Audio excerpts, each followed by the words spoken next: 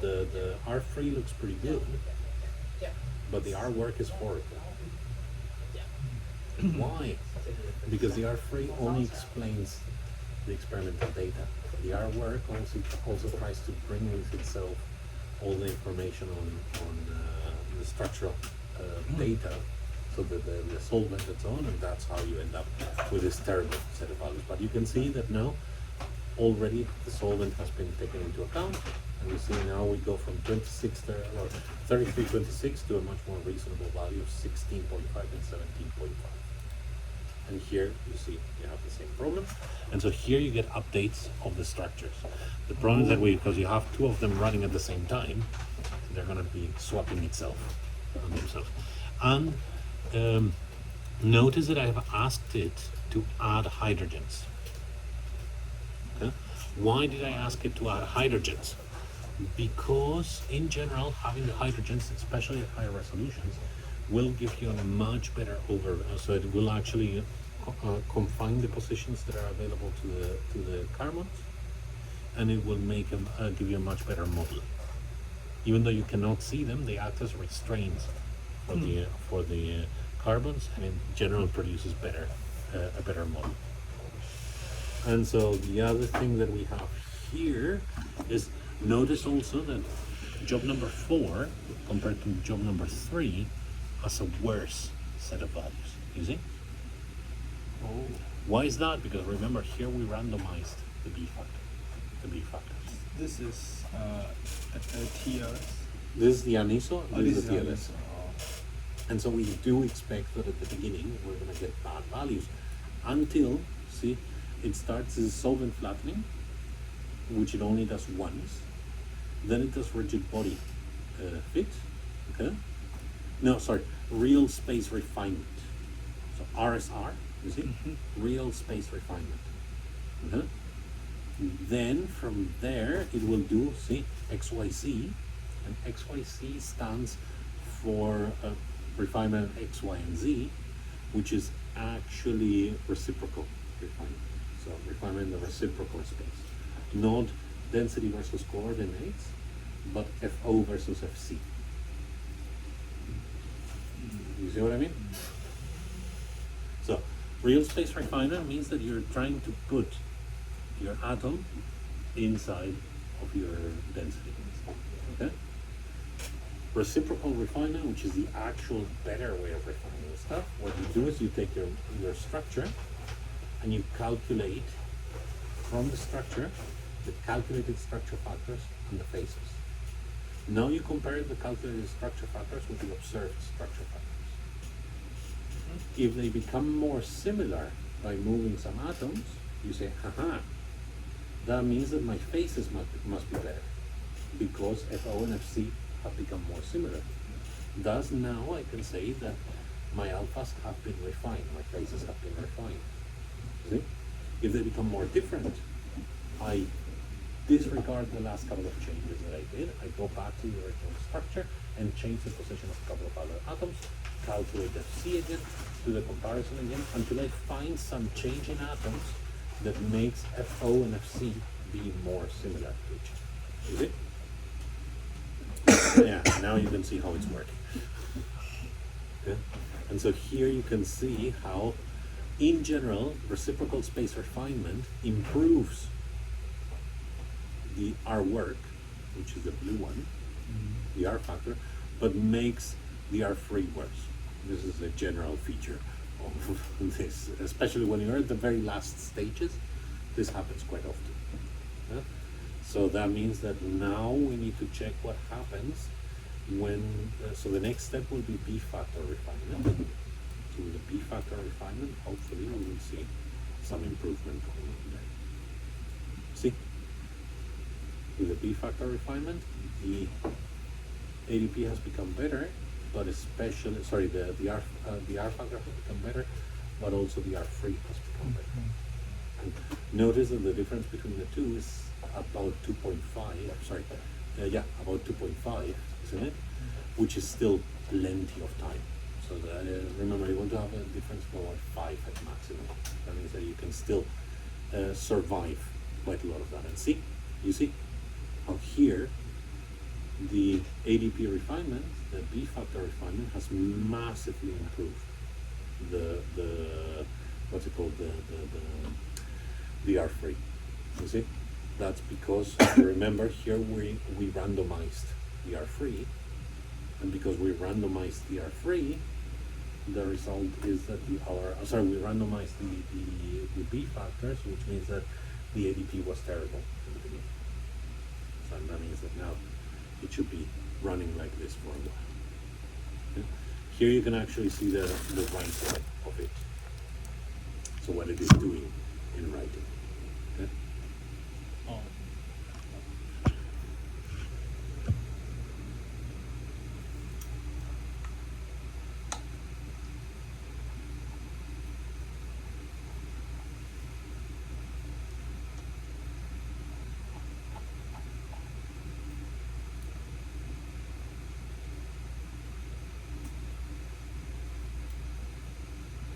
So what's this? Hmm? Oh, this is the RMSD for the angles in pink, and the RMSD for bonds in blue. So this is generally a value that indicates how good or how bad the overall fold, or how good or how good your model correlates with your with the theory. Meaning, RMSD, root mean square deviation. If it's big, okay, for angles or bond lengths, that means that you have strong deviations from theory as to how they should actually be. If they're small, you're very close to theory. Okay? So, in general, you want them to be small, but the higher your resolution, the more, so the more you can accept deviations. Because if your data says, look, this is where they should be, then that's where they should be. But if you're at 2 angstrom, you cannot, for example, at 2 angstrom, you cannot really tell a change in bond length. You know what I mean? So, in this case, you're 4.7, so you may be able to. Now notice here how the difference between R and R free is smaller here than here. Oh. You see? This is a common feature of anisotropic refinement. Anisotropic refinement generally, unless, remember that if you remember from the crystallography workshop, isotropic refinement requires 1 parameter. So to define an atom, you need 4 parameters: X, Y, Z, and the B factor. Anisotropic refinement is producing this kind of ellipsoid, which means that you need in total 9 parameters. 9, at least 9. So what's it called? Length in each axis, isn't it? And angles between each plane. Oh, yeah. Okay? So you need at least 9 parameters to define. So that means that 9 plus 4 is 13. So that means that for doing isotropic refinement, if you remember, this was the simile where I took a line and I said, okay, so if I have 3 points on a line and I draw a line through it, that's not very good, because I only have, to define line, I have 2 parameters. So it's called slope and cutting with the y-axis, and I only have 2 parameters. I only have 3 data points for 2 parameters. If instead of that we take 10 data points, now I have 10. So now I have 5 data points per parameter. That's much better. So in this case, remember, the number of parameters, the number of data points is the number of reflections. The number of parameters is the coordinate values, and then plus the B factor. So it means that if you would have, let's say, 10 reflections for 1 atom, just to make things easy. Okay? 1 atom, 10 reflections. That means that you would have, if you do it isotropically, you have 4 parameters, X, Y, Z, plus the B factor, isn't it? So it means 10 divided by 4, you have 2.5 parameters, 2.5 data points per parameter, isn't it? Now if you want to do it anisotropically, it's 10 divided by 13, which means that it's less than one data point per parameter, which means that you're going to be a lot more model biased in the anisotropic refinement than in the isotropic refinement. That's why you need enough data. And so this is the situation here. However, that doesn't mean that after a full run we will not get better data. We just have to wait and see. And that's why it's running 5 cycles. You see, now just started the second cycle. Then it's going to run 5 cycles in total. Okay? So yeah, that's basically it. Okay? You can see this one is doing a very good job. I mean, the actual what's called B factor, the TLS B factors are doing a good job representing them. We'll have to wait with this one to see if it actually produces an even better job. And so now you can see that this is slightly, but you can see that now the difference is what, about 3.6. Here you see the difference is about what, 2.5. So you see the problem. Again, this may improve dramatically over the next couple of runs. So we don't know. At some point it will finish, and then we will find out which one is better. Okay? But you see how this works. The difference between R3 and R1 is?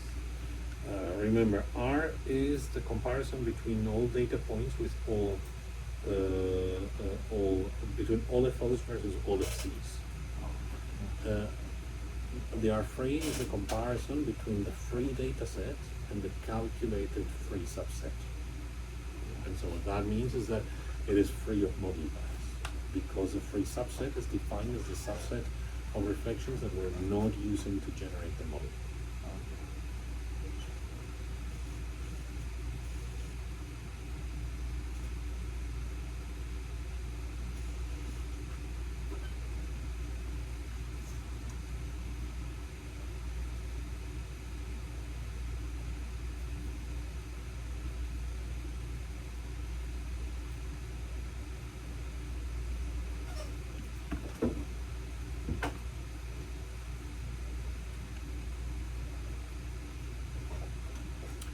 And see, what you can see quite nicely is that this guy here is starting to converge.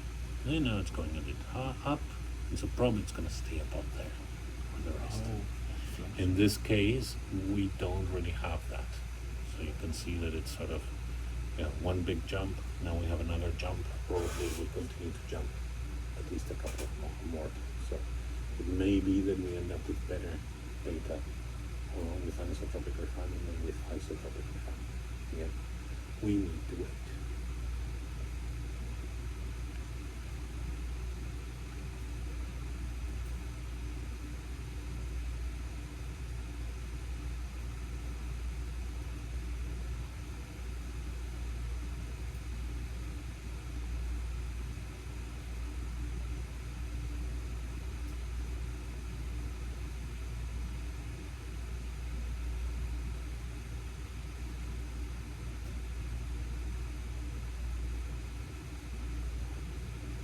So to be honest, this kind of stuff could be done on this computer. The big stuff that cannot be done on this computer is later when you start extrapolating and so on, which is something where you mostly will give you 100.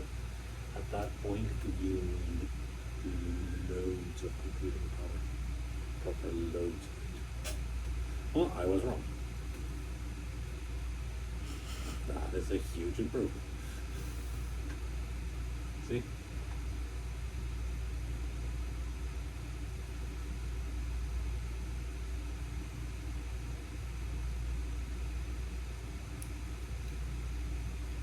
Well, you see here we got the same kind of improvement, and now you can see that both of them have about the same value.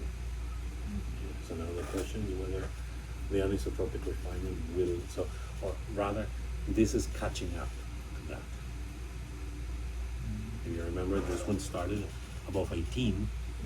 This one you can see it started about 17.5, isn't it? So that means that this one was about 0.7% higher, and now they are at the same value. Oh, They're within 0.1%. The same. So that means that this one is doing it better, but again, we need to wait to see what happens. So after this, how do we define which one is better? By the R factor, by the R free. Oh, by So the whoever R. gets the better R free, maintaining the difference between R free and R work in a reasonable range, then that's the one that should be.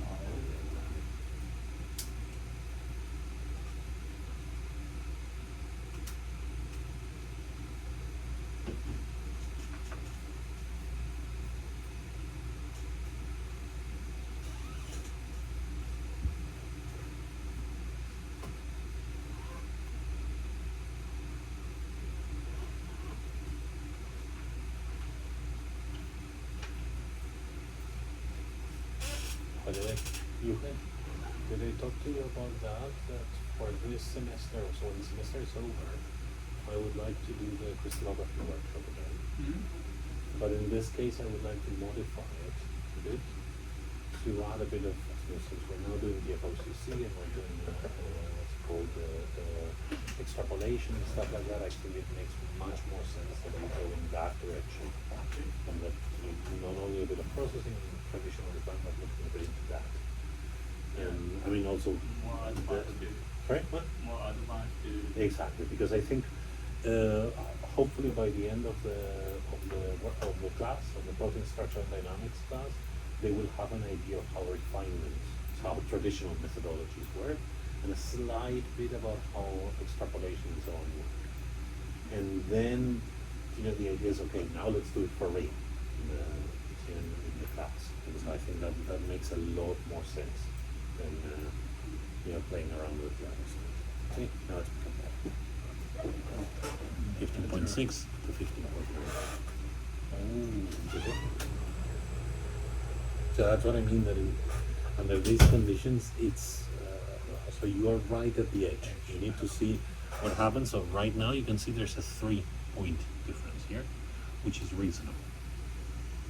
And you remember, as I mentioned, you want to not be above, so the maximum difference that you can accept is about 5%, something like that. That's sort of the general rule. Okay? That means that below 5%, most people will start to think that you're having some kind of issues with your model bias. Yeah.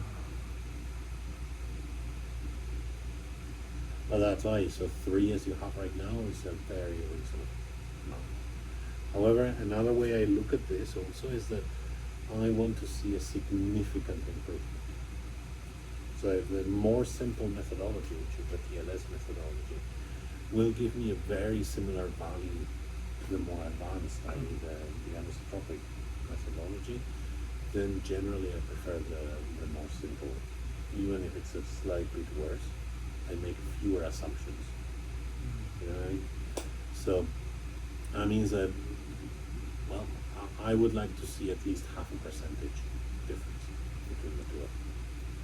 You know what I mean? So that one is 15.5 and the other one is 15%. Then I would say, okay, it's a big enough difference. Right now you see we're at about 0.3%, so I'm not quite sure that 0.3% is worth all the extra assumptions that we're making for the more complicated model.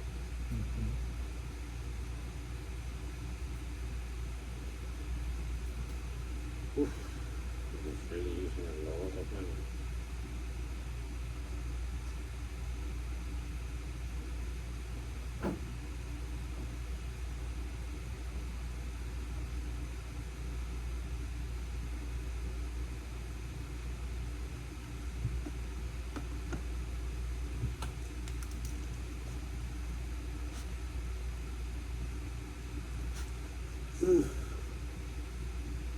On the other hand, the Ramachandran favored is higher on the anisotropic one than the on the anisotropic one rather than the TLS one. What is favor? Favorite is within the Ramachandran allowed regions. So the number there means 97.73 of all amino acids are within the highest level of the Ramachandran area. oh Okay?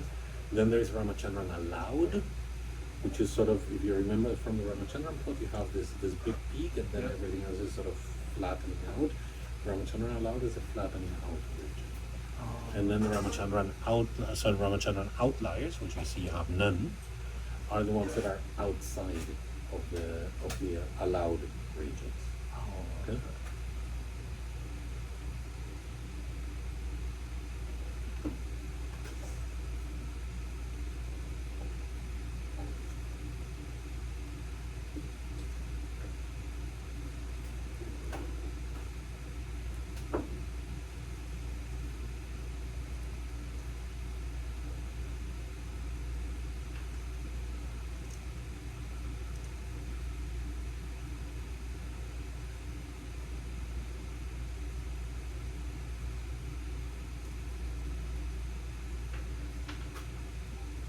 So I need to copy all the string file and all the data to them. Yes, move them over there so that we But have them I saved. erase all the distance stuff. Do I need No, it doesn't matter. All the final strings. to final string? Yeah. Okay. And make a copy of the Excel sheet. Excel sheet. So the Google sheet, you can download it, make a copy of that and copy it in the same folder. Oh, So that we have a kind of master file, Okay. you know, to be able to basically imagine if in 2 years someone else continuing this project and they want to look at what you did. Okay. And then it's a good idea that all the data is there and so that they can understand how you proceed.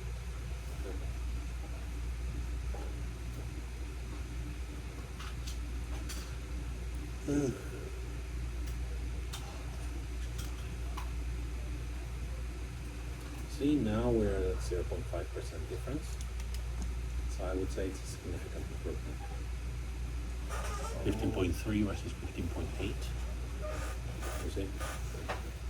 Well, I mean, we need to wait until that one does its ABP stuff, but that's sort of the region where I would say, okay, we're starting to get there. And now, remember the rule of thumb. Okay? Also, it looks like you're almost done. Yeah? But I mean, with refinement, so you might need to work a bit on it, but in general, it's looking very, very sensible. The rule of thumb is that resolution times 10 equals R3. Yeah?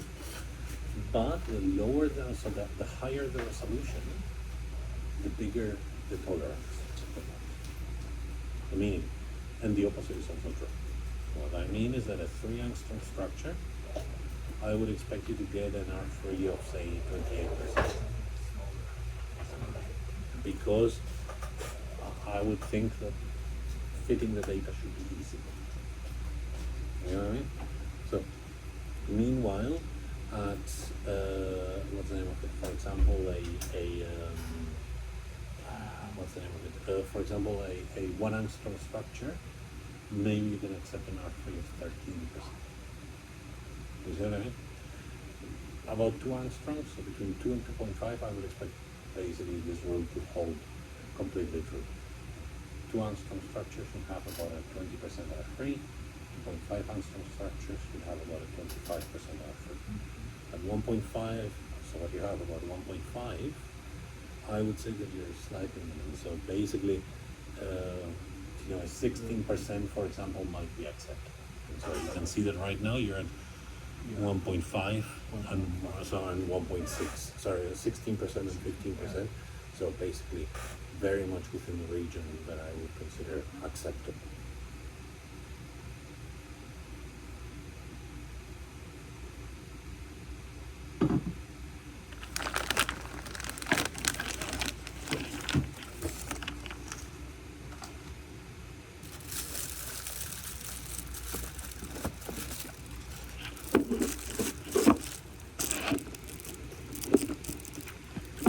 By the way, any idea for this? Christmas or whatever dinner of this year. Now we're a lot more. I mentioned that to you guys last year, Yeah. that you can't expect the same. No. Any preferences?